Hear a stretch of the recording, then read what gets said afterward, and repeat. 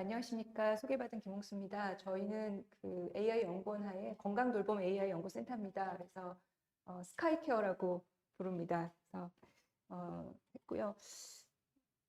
저희 같은 경우는 그 건강돌봄이란 분야 자체가 사람의 데이터들을 모아야 되는 분야여서 사실 AI라는 개념이 굉장히 환상적인 개념이면서도 사실 어떻게 이걸 사용해야 될지 자체가 굉장히 고민이 많은 분야입니다. 그래서 다른 저희 센터 이번에 7월에서 시작해서 이제 시작 단계인데 이것들을 어떤 범위에 어떤 주제로 AI를 사용할 수 있는지의 기본적인 스코프를 잡고 논의하는 것부터 시작을 했습니다. 그래서 앞에 조금 저희의 필요성, 이 AI가 왜 필요하고 하는지 배경들을 조금 간단히 소개해드리고 뒤에 저희 활동들을 간단히 소개해 올리겠습니다. 그래서 고령화 굉장히 빠르고요. 전 세계적입니다. 전 세계 모든 나라가 고령화되고 있는데 특히 아시아 국가들이 굉장히 빠릅니다. 유럽 국가나 미국 국가들 거의 100년 넘게 됐던 고령화가 저희는 한 20년 안에 굉장히 빠르게 오고 한국이 2025년 6년에 인구 5명 중에 1명이 노인이 됩니다. 초고령사회 진입을 저희가 2026년을 생각하고 있고요. 또 중요한 것 중에 하나가 돌보험 이슈입니다. 고령화되면 저희가 건강하게 노인들이 늙어가시기도 하지만 갖고 있는 고민이 아무래도 아프실 수 있고 혼자 지내기 어려우시죠. 근데 이제 사회가 많이 변화하면서 이전에 가족이 다 돌보아줬지만 지금은 그렇게 굉장히 어렵습니다. 가족이 부모 스스로 하거나 가족이 아니라 정부나 사회가 해결해줘야 된다는 그런 입장들이 굉장히 큽니다. 또 하나는 그 사회 변화에 따라서 혼자 사시는 노인분들, 부부 노인분들도 점점 숫자가 많아집니다. 그래서 이전에는 그래도 가족이 돌보거나 누구가 집에서라도 있으면 돌보는데 이제 그러지 않은 사회로 점점 전환하고 있고요. 그래서 최근 들어서 특히 이제 이런 돌봄에 대한 사회적 수요가 굉장히 높은데 그걸 따라갈 방법이 없으니 인공지능을 적용한 돌봄이 전 세계적으로 특히 한국에서도 최근에 이제 몇몇 기업들을 중심으로 새로운 시도들이 이제 시작되고 있습니다. 그래서 대표적인 게 비대면 서비스로 이제 스피커, AI 스피커라는 것들이 가장 좀 지자체를 중심으로 이제 많이 보급이 되고 있습니다. 그래서 아직은 아주 단순한 수준입니다. 약간의 말벗이나 정서 지원 정도지 그 이상은 아니지만 어쨌든 새로운 시도고요. 상당히 효과가 좋았다. 이런 얘기들이 이제 가고 있습니다. 특히 이제 건강돌봄 AI 서비스 필요성이 아주 빠르게 국가 차원이나 또 정부에서 관심을 더 갖게 된 건 코로나입니다. 그래서 누군가는 와서 돌봐줘야 되는데 코로나기 때문에 사실 사람이 갈 수 없는 경우도 있고 특히 전 세계적으로도 널싱홈에서 사망이 엄청 컸는데 사람이 직접 들어가서 하기 굉장히 어렵고 반면으로 또 사람이 직접 방문하기가 어려웠다 보니까 고립이나 이런 문제들도 굉장히 커져서 기존의 서비스의 중단이나 이런 걸 통해서 새로운 어떤 서비스의 국면이 그동안은 전통적으로 이렇게 휴먼 터치가 굉장히 중요하다고 생각했기 때문에 로봇이든 무슨 AI든 이런 개념 자체가 좀 낯설고 이제 좀 일종의 거부감 있는 부분도 많이 있었는데 어쩔 수 없이 좀 필요한 부분들이 많이 된 것들이 이제 새로운 어떤 윈도우를 여는 것 같습니다. 그래서 디지털화를 통해서 좀 모니터링하고 또 예측하고 누가 더 위험할지 어떻게 예측할 수 있을지 이런 부분이 굉장히 큽니다. 그래서 고령화가 돼서 좀 건강하게 빨리 늙을 수 있는 건강하게 늙는 부분 또 이런 갑작스러운 어떤 신종 어떤 감염병 이런 걸 통해서 위험이 높은 것을 찾아내는 이런 것들이 사람의 인지로는 되게 어렵기 때문에 새로운 빅데이터랑 AI가 도움이 줄 수 있을까 이런 부분들이 좀 새로운 어떤 가능성들을 열고 있고요. 또 뉴딜을 정부가 생각하고 있는데 그 뉴딜의 큰 부분 중에 하나가 디지털 뉴딜이고 저 끝쪽에 있는 거 보시는 것처럼 비대면 파트가 있습니다. 그래서 스마트 의료나 돌봄, 인프라 구축이 정부에서도 새롭게 열고 있는 거여서 사실 많은 그룹들이 이 정책 변화에 따라서 관심들이 많으십니다. 그래서 저희도 이제 서울대 내에서도 각각 개인적으로는 관심들이 있고 또 뭐 자문도 하고 참여를 하지만 이렇게 같이 모여서 한 기회는 없었는데 AI 연구원에서 이런 기회를 주셔서 이제 저희 센터를 몇 개월간 이제 운영을 시작을 했고요. 그래서 저희는 이제 1차년도 처음 목표는 간단히 얘기하면은 좋은 질문을 만들어야 된다는 거가 저희의 생각이었습니다. 그러니까 좋은 질문을 하면 그 답을 낼 수 있는데 질문이 어디서부터 시작돼야 되는지에 되게 고민이 많았습니다. 그래서 다학제거 관점에서 국내외 일단 AI 돌봄이 어떤 형식으로 지금 이루어지고 있는지의 현황들을 파악하고 기존에 또 개발한 어떤 AI 혹은 아직 AI까지 간 것은 저희 분야는 많지 않습니다. ICT라는 좀 기술을 이용한다는 넓은 의미여서 저의 접근은 기존의 그 빅데이터나 ICT라는 AI의 인공지능의 관점이 없는 것들에 어떻게 AI가 들어갈 수 있는지를 찾아내는 거.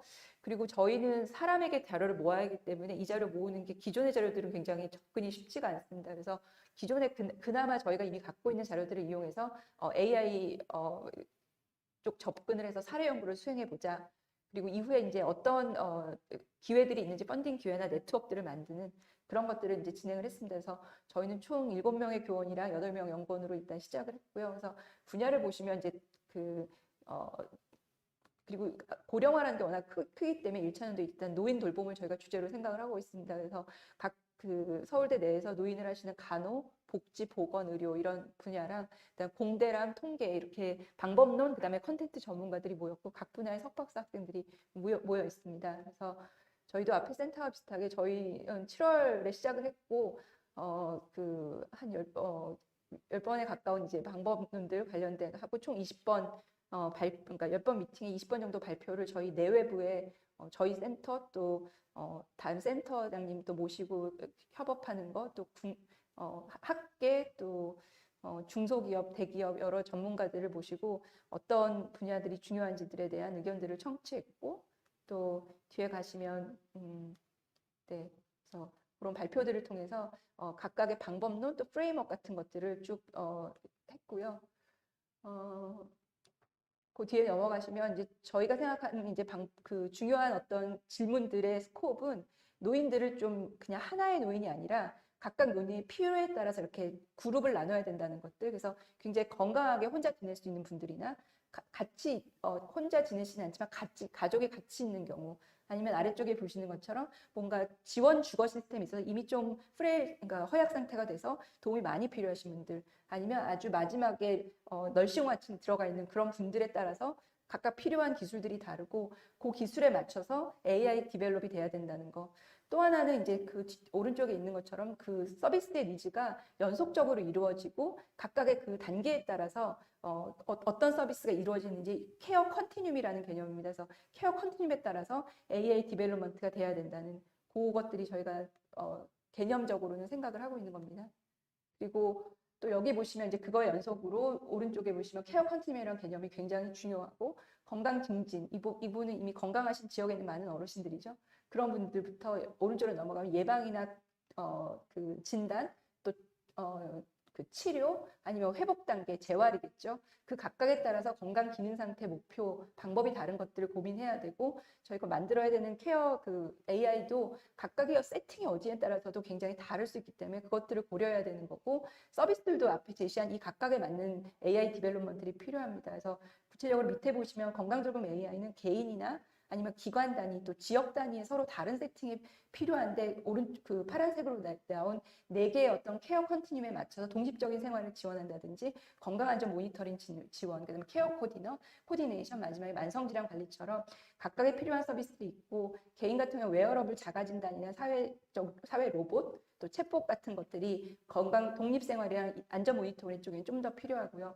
그 다음에는 이제 개인이 혼자 있지 않고 어떤 기관 단위로 들어갑니다. 그래서 그때는 이미 개인을 넘어서 기관 단위로 비대면 돌봄 상담이라든지 그것들을 좀 자동화할 수 있는 가장 큰 이슈 중에 하나가 가족도 못 돌보지만 돌봄 인력 자체가 저희가 굉장히 앞으로 부족한 상황이 국가적으로 도래합니다. 사람이 다 할 수가 지금 없습니다. 그래서 최소한의 인력으로 최대한의 효과를 내야 되기 때문에 간호사를 많이 필요하러 하지만 간호사 숫자는 많이 부족한 상태라 어느 정도는 조금 위임을 할 수 있는 근데 그 앞에 팀들에서 말씀하셨던 인공지능의 어떤 도우미 이런 것들이 필요한데 그것들을 하려면 지금 단계에서는 거의 되어 있는 것이 아예 없습니다. 그래서 어떻게 그 문제들을 정의하고 위험 예측 알고리즘이라든지 돌봄 로봇으로 만들지 아까 앞에 팀에서 촉각 같은 게 필요하다고 하셨는데 그냥 몸이 필요하다 하셨는데 건강 돌봄에서는 굉장히 그런 면에서는 로봇이라는 것도 저희가 많이 고민을 해봐야 되는데 현재 발표 이제 전문가들이 오셨어도 현재 랩에서 되는 연구와 이런 저희가 생각하는 현실에서 2026년 초고령화에 앞서서 필요한 로봇 간에는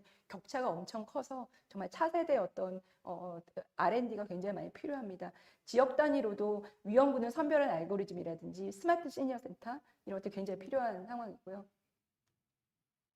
그래서 저희 오늘 시간을 저에게 주시게 8분밖에 없기 때문에 더 자세한 것들은 저희 담지 않았고 다음 주 그러니까 12월 15일에 저희가 지금 이번 연도 한 것들을 전부 모아서 웨비나를 진행합니다. 그래서 앞쪽에는 연구의 현황과 기회 과제들을 저희가 3명의 연구센터 교수들이 발표하고 과학 정책이나 기업 또 국가 그 연구 단장님 모셔서 저희 토론을 해서 아젠다들을 좀 한번 취합해보고 전망을 하는 파트고 오른쪽 끝에는 저희가 했던 말씀드린 사례 연구입니다. 첫 번째 같은 경우는 AI 강화학습 방법을 이용한 건강관리 서비스 추천 알고리즘 한 연구, 두 번째는 케어 매니저가 아까 말씀드린 대로 사람이 1시간 넘게 2시간 해야 되는 것들을 어떤 알고리즘을 통해서 통합 플래닝을 하는 보조 어떤 스마트 AI 기반 시스템 연구한 것, 또 1차 의료 건강검진 상황에서 AI 활용하는 연구 실용 사례들을 저희가 포함해서 한 12월 15일에 저희가 웹세미나를 합니다.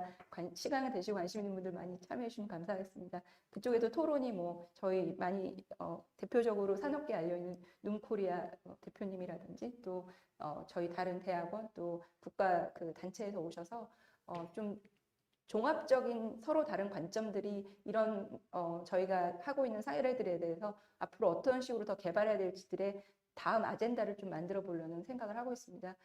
그래서 끝에 이제 그 또 다른 거는 이제 저희 내년의 연구들인데요. 제가 이제 하고 있는 거는 질병청이랑 서울시 과제로 저희가 취약노인 대상으로 건강 격차 사업을 합니다. 약 1,000명 정도의 노인 코호트를 저희가 유지하게 될 거여서 앱을 실제 하기도 하고 스마트폰 많이 지급합니다. 그래서 저희가 이제 이 코호트를 유지하면서 스마트 커뮤니티 케어의 모델을 만들어서 그 안에 AI를 심고 지금 예를 들면 필요한 서비스 연계 같은 것도 사람이 다 해야 되는데 사람은 그걸 동시에 다 인지하기 어렵습니다. 그래서 저희는 이 코호트를 이용해서 그런 어떤 센터의 사람 중심 AI 연구 현장 주제를 발굴하고 후속 과제 파일럿 사이트로 이제 사용할 예정입니다.